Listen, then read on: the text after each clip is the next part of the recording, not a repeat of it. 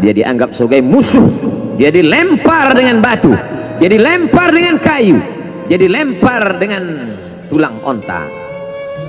Datanglah malakul jibal, malaikat penjaga segala bukit di atas dunia. Kau tunjuk mana bukit yang paling besar ya Muhammad, akan kutimpakan kepada mereka. Hati yang luka biasanya akan marah, akan kecewa, tapi itu tidak terjadi pada Nabi Muhammad sallallahu alaihi wasallam. Apa yang dia katakan? Ya Allah, keluarkan dari tulang sulbi mereka, keluarkan anak cucu mereka yang akan menyembah Engkau. Tidak ada satupun yang akan mempersekutukan Engkau di atas muka bumi ini. Semua orang senang melihatnya karena dia bersih, karena dia rupawan, karena dia sopan dan santun, karena ayahnya meninggal dan ibunya juga sudah lama meninggalkannya. Orang kasihan melihatnya. Maka karena kesenangan hati mereka, mereka sendiri yang memberikan gelar untuknya yang belum pernah mereka berikan kepada orang sebelum dia. Gelar itu bernama Al-Amin, orang yang layak menerima amanah. Amin diambil dari 3 huruf, alif, mim, nun. Dari kata alif, mim, nun muncullah kata amanah. Orang yang mampu menerima amanah disebut Al-Amin. Kita mengatakannya jujur. Lawan daripada amanah adalah khianah, al-khain, pengkhianat. Dia tidak berkhianat. Dia adalah seorang yang mampu mengemban amanah dan terpercaya, maka semua orang percaya kepada dia. Dari alif, mim, nun juga akar yang sama dengan iman, akar kata yang sama dengan iman, maka iman berarti percaya. Dia adalah orang yang dipercaya karena memang dia mampu mengemban amanah. Kapan kebencian itu datang? Kebencian itu datang ketika dia naik ke atas bukit Sofa dan dia berkata kepada semua penduduk Makkah, seandainya aku katakan di balik bukit Jabal Abi Quwais yang besar, gagah, perkasa, tinggi, menjulang ini ada pasukan musuh yang akan menyerang kita, apakah kalian percaya? Semua mereka berkata, shadaqnaka, kami percaya karena memang kami menggelar engkau orang yang dapat dipercaya. Seandainya aku katakan bahwa ada pasukan musuh yang akan meluluh lantakkan, menghantam, membunuh kita, apakah kalian percaya? Mereka menjawab, shadaqnaka, kami percaya. Seandainya aku katakan bahwa aku menerima wahyu dari Allah dan aku diperintahkan Allah untuk mengabarkan kepada kalian yang baik-baik akan masuk surga, yang jahat-jahat akan masuk neraka, percayakah kalian? Disitulah perlawanan datang, bukan dari orang lain, bukan dari musuh, bukan dari lawan. Perlawanan itu datang dari saudara kandung, dari ayah kandung yang masih ada hubungan darah. Tabban laka ya Muhammad alihadza jama'tana, celakalah engkau Muhammad, apakah hanya untuk ini saja kau kumpulkan kami hari ini? Allah membelanya, langsung Allah membelanya. Dia tidak membela dirinya, tapi Allah mengatakan tabbat yada abi lahabi wa tabba ma aghna anhu maluhu, hartanya tak ada berguna, wa ma kasab, hasil usahanya tak mendatangkan manfaat, wa mra'atuhu hammalatal hatab, istrinya menjadi pembawa kayu bakar, simbol dari adu domba, kata-kata yang membuat menyakitkan hati yang dibawa oleh Ummu Jamil istri Abu Lahab untuk menyiksa, menjelekkan, membuli, menebarkan berita untuk membunuh karakter Sayyidina wa Maulana Muhammad sallallahu alaihi wasallam. Ini bukti kalau hari ini ada anak muda yang rupawan, yang dermawan, yang disenangi lingkungannya, Tidak ada orang yang tersinggung, biasa, karena Nabi Muhammad SAW juga pernah mengalami hal itu. Tapi begitu kau katakan, aku tadi malam bermimpi bahwa aku mesti hijrah, meninggalkan komunitas peminum khamar, meninggalkan geng kita yang selama ini bicara tentang yang haram, maka disitulah mereka akan berkata, apakah hanya untuk ini saja kita berteman selama ini? Mana persahabatan kita? Apa yang dialami pemuda-pemuda hijrah hari ini dialami oleh Rasulullah Sallallahu Alaihi Wasallam 14 abad yang silam. Ketika kau berhasil bisnis, orang senang.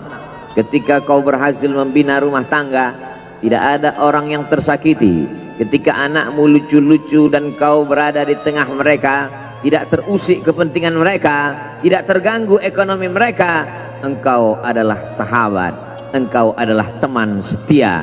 Tetapi ketika kau tidak ikut kemauan manusia, disitulah engkau sedang melantik dirimu sendiri menjadi musuh.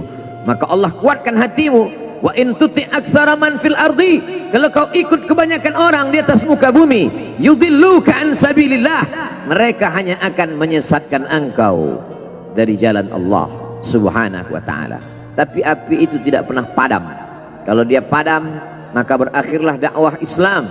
Dia terus bergelora, dia terus menyala, dia terus membakar kemunafikan, membakar kemusyrikan, sampai akhirnya embargo pun tiba. Jangan ada yang mau bergabung dengan kelompok Muhammad sallallahu alaihi wasallam. Jangan ada yang mau berkirim makanan, jangan ada yang mau berdagang, jangan ada yang mau menjalin transaksi.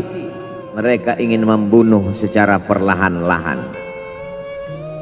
Jangan beli produknya, jangan duduk bersamanya, jangan berteman dengan dia.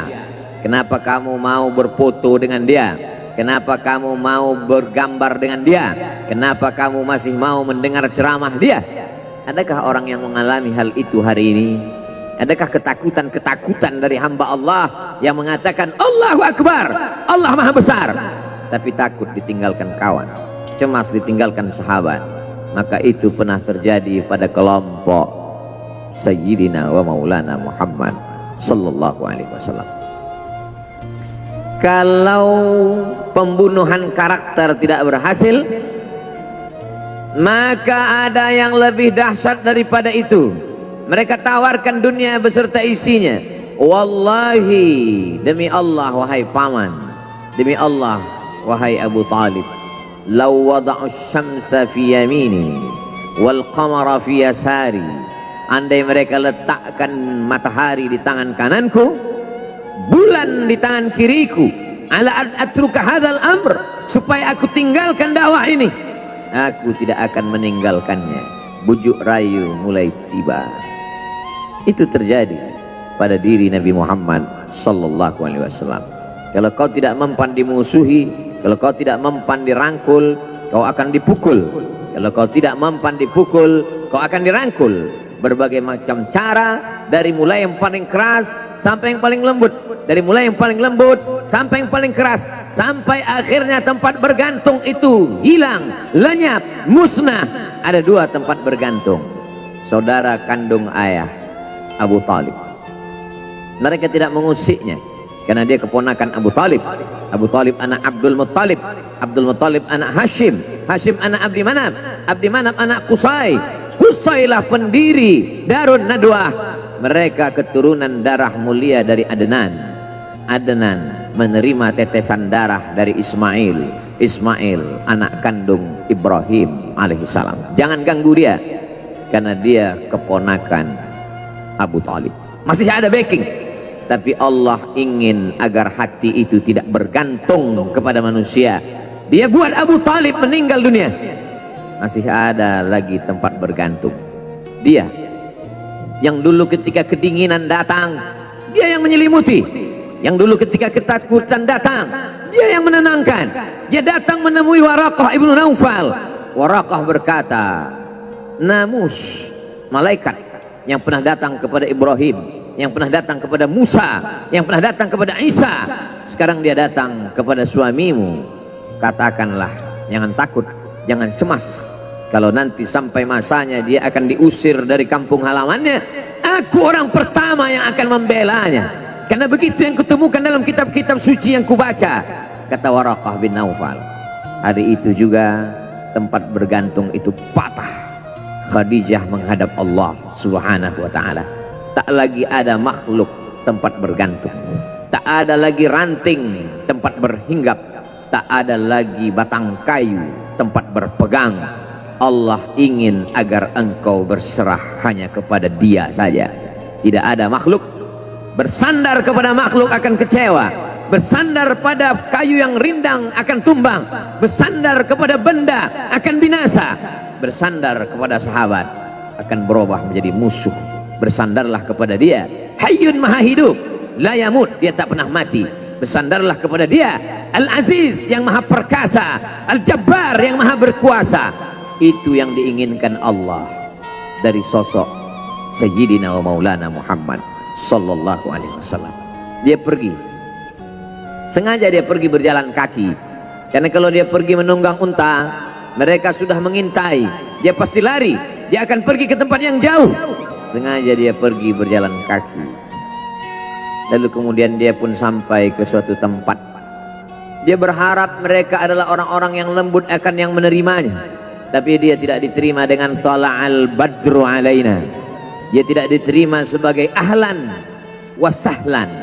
Ahlan, keluarga, kau datang kami sambut sebagai keluarga. Sahlan, mudah, kau datang urusanmu mudah. Ahlan wasahlan. Tapi dia tidak dianggap sebagai keluarga, dia tidak dianggap sebagai sahlan, dia dianggap sebagai musuh. Dia dilempar dengan batu, dia dilempar dengan kayu, dia dilempar dengan tulang onta. Apa yang dia lakukan? Dia bersembunyi di balik bukit. Dia angkat kedua tangannya, ilaika ashku dha'fa quwwati, kepada engkau saja aku mengadukan kelemahanku, wa qillata hilati, ketidakberdayaanku, wa hawani bainan nas, aku hina di tengah mereka. Kalau dulu aku ada tempat bergantung, ada tempat bersandar, ada tempat mengadu, hari ini hanya engkau saja ya Allah. Datanglah malakul jibal, malaikat penjaga segala bukit di atas dunia. Kau tunjuk mana bukit yang paling besar ya Muhammad, akan kutimpakan kepada mereka. Hati yang luka biasanya akan marah, akan kecewa, tapi itu tidak terjadi pada Nabi Muhammad sallallahu alaihi wasallam. Apa yang dia katakan? Asallah an yukhrij min aslabihim man ya'budullaha wa la yusyrika bihi syai'a. Ya Allah, keluarkan dari tulang sulbi mereka, keluarkan anak cucu mereka yang akan menyembah engkau. Tidak ada satupun yang akan mempersekutukan engkau di atas muka bumi ini. Doanya dikabulkan, hatinya susah, pikirannya kacau, tapi lidahnya tidak berkata-kata kasar. Dia doakan agar anak cucu mereka menyembah Allah. 100% penduduk Taif hari ini bersyahadat asyhadu an la ilaha illallah wa asyhadu anna Muhammadan Rasulullah. Doa orang yang teraniaya, doa orang yang terzolimi. Dia berhenti di sebuah kebun. Ada seorang yang bukan terpandang membawakan beberapa ranting anggur sebagai pelipur lara, penghilang haus, pelepas dahaganya. Ketika anggur itu akan masuk ke mulutnya, dia berkata Bismillahirrahmanirrahim, atas nama Allah. Maka hamba sahaya miskin, susah, melarat, perantau yang tak punya apa-apa itu heran. Apa yang kau ucapkan? Bismillah. Kau sebut nama Allah ya. Tidak ada satupun orang di kampung ini kalau makan menyebut nama Allah. Siapa engkau? Aku Nabi yang diutus Allah subhanahu wa ta'ala. Berarti engkau sama dengan orang yang dulu pernah berada di kampungku. Engkau dari mana? Aku dari Ninawi. Ninawi ya. Di sana ada saudaraku, kata Nabi Muhammad SAW. Di sana ada saudaraku, namanya Yunus bin Matta. Yunus bin Matta adalah saudaraku. Sama-sama hamba yang diutus Allah subhanahu wa ta'ala.